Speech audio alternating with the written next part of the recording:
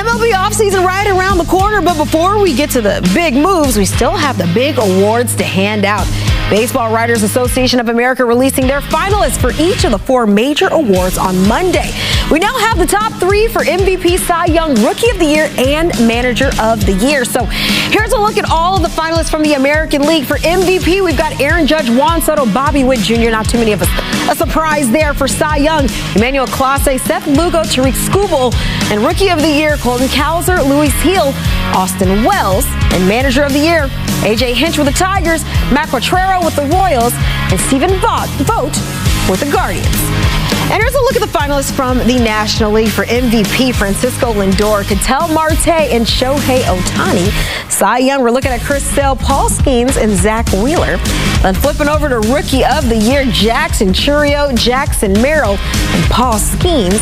And Manager of the Year, Carlos Mendoza with the Mets, Pat Murphy with the Brewers, and Mike Schilt with the Padres.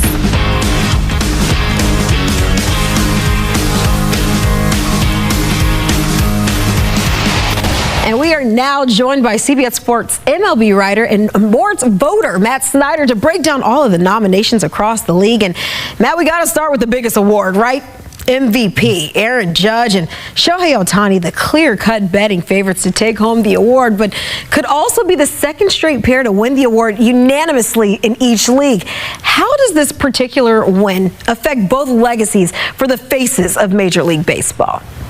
Well, I'll start with Aaron Judge. If you look at the Yankees, the only players who have ever won 2 MVPs for the Yankees are Lou Gehrig, Joe DiMaggio, Mickey Mantle, Yogi Berra, Roger Maris, and Alex Rodriguez. You hear a lot of Hall of Famers in there. You know what else you see in there a lot? A lot of World Series rings. Judge would be the first Yankees player ever with multiple MVPs to not have a World Series ring on top of it. Obviously, the Yankees made the World Series this year. I do expect Judge to be unanimous. Just another unbelievable season. I mean, 58 home runs, 144 RBIs. That just jumps off the page. But he also hit 322. He slugged over 700. He played center field, which is out of position for him, but that's just the way the roster worked this year. And he actually was not that bad in center field. So an incredible year for Judge. On Ohtani, come on. First player ever 50-50. He scored over 130 runs. He drove in over 130. Ridiculous. He's going to be the first DH to ever win the award. What more can you say? 3 MVPs, only 12 guys have ever done. I believe 11 guys. He will be the 12th who have ever done that before. And so far, only one player has ever won the MVP in both the National League and American League, and that's Hall of Famer Frank Robinson. Ohtani is going to join Robinson on that list. Yeah, you talk about the years both of them have had. Absolutely incredible. And then also both of them getting to the top of the game playing in that World Series. But let's go from top hitters to pitchers. Cy Young Award also has 2 clear-cut favorites, with Tariq Skubal leading the way in the AL and Chris Sale leading the way in the National League. Skubal took the lead by storm in year 5 with Detroit, and Chris Sale returned to ace form during his first year in Atlanta, setting himself up for his first career Cy Young win. Matt, have these 2 southpaws locked down the award, or are there some dark horse candidates that maybe we should monitor? I do think they have him locked down here. And hey, let's point out Chris Sale, 7 times in the top 6 before in the Cy Young, but he's never won it before. So it's really cool to see him win it at age 35, and I do believe he's going to win it. But Zach Wheeler of the Phillies does have a strong case, so I suppose your dark horse there is Wheeler. Wheeler with 2.57 ERA, 224 strikeouts in 200 innings, but I think that Sale is going to get him by a nose.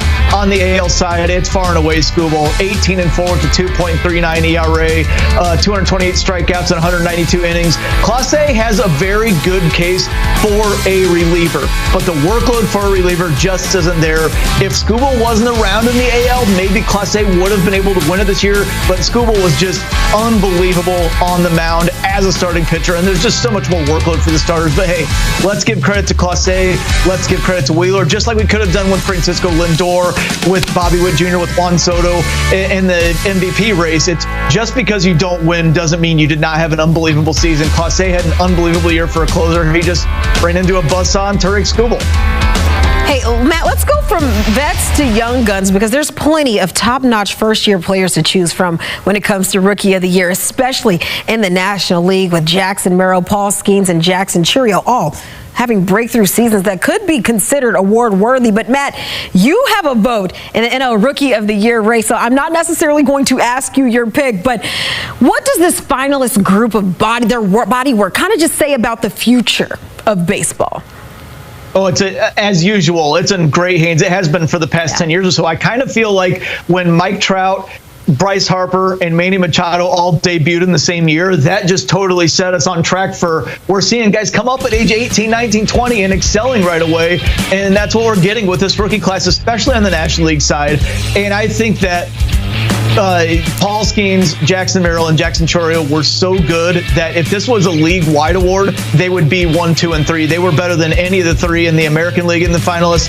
And really, to have somebody like Shota Imanaga come over from Japan and dominate the way that he did for the Cubs and not even be a finalist, that speaks to how strong this rookie class is on the National League side. Churio, remember, the Brewers won the NL Central.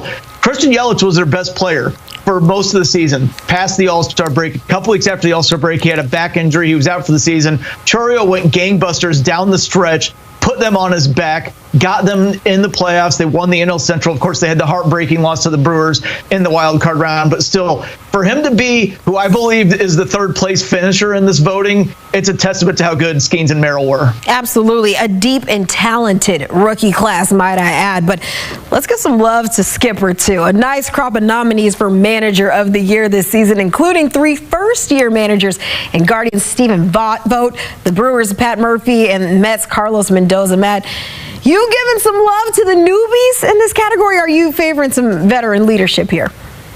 I'm definitely going with the newbies here, but not necessarily with Mendoza on the NL side. I know a lot of people would have wanted Mendoza. I think Pat Murphy's going to win the award. Look, with the Brewers, in spring training, they traded away their ace in Corbin Burns. They were already without their number 2 starter in Brandon Woodruff because he had surgery when he's out for the season.